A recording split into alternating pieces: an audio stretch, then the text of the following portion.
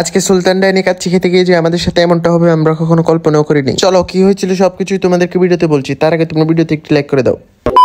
তো মাগরিবের পরে পড়তে বসে ভাবতেছিলাম কি খাওয়া যায়। ও তার কিছুক্ষণ পরে আমার বাগিনা কল দিল। সে কল দিয়ে বলতেছিল সুলতান ডাইনি যাবে কাচ্চি খাওয়ার জন্য। তারপরে আমি আর দেরি না করে রেডি হয়ে বের হয়ে পড়লাম। আমি বাসা থেকে নিচে নেমে অনেকক্ষণ দাঁড়িয়েছিলাম। তারপরে সে আবার কল দিয়ে বলতেছে টমসম ব্রিজ যাওয়ার জন্য। তো আমি আর দেরি না করে হাঁটতে লাগলাম টমসম ব্রিজ যাওয়ার জন্য। আর এদিকে দিকে 8:48 বেজে গেছে। তারপরে আমি টমসম ব্রিজ চলে আসলাম আর এখানে ওদেরকে আমি দেখতে পাই না। তো আমার মাথা হয়ে গেছে অনেক গরম। আরো কিছুক্ষণ দাঁড়িয়ে থাকার পরে ফাইনালি তারা আসলো। তো আর বেশি কথা না বাড়িয়ে আমরা একটা অটো টুটে রওনা দিলাম। টমসম ব্রিজ থেকে ডিরেক্ট সুলতান ডাইনির সামনে এসে নামলাম। আর এখানে এসে যায় এমনটা হবে আমরা কখনো ভাবতেও পারিনি। দেখেন মানুষ আর মানুষ অনেক সিরিয়াল। তো আমাদেরকে বললো এখানে খেতে হলে আরো 1.5 ঘন্টা থেকে 2 ঘন্টা ওয়েট করতে হবে। তো আমরা তো তখন ওয়েট করতে পারবো না, আমরা বের হয়ে পড়লাম। তারপর আমরা চলে আসলাম আলমাজ কিচেনে। আর এখানে এসে আমাদের সাথে সেম কাহিনী ঘটে, কারণ আজকে যেহেতু শুক্রবার ছিল সেই জন্য সব জায়গায় একটু মানুষ বেশি। তারপর আমরা চলে আসলাম দা মোগল এম্পায়ারে। এখানে একটু মানুষ কম ছিল, পরিবেশটা অনেক ভালো ছিল। তারপর আমরা বসে একটু কথাবার্তা বললাম। দেন বাগিনা স্বামীকে বললাম দে মামা কি অর্ডার করবি দে। বাগিনা স্বামী এখানে দেখতেছিল কি অর্ডার করবে। পরে আমরা এখানে ঢাকাই কাচ্চি অর্ডার করে দিই। আমি ভিডিও করতেছি দেখি এখানে দেখেন কিভাবে সাধুর মতো বসে আছে। আমি বললাম তেত কথা না বলে তাতে খাওয়া শুরু কর। ওরা তো এখানে ফোন নিয়ে ব্যস্ত আর আমি এখানে তাতে ওদের আগে খাওয়া শেষ করে ফেললাম। দেখেন বাগিনা স্বামীর কিভাবে ফোন টিপতে খাচ্ছে। আপনারাই বলেন এভাবে খেলে কি পুরো রাতেও খাওয়া শেষ হবে?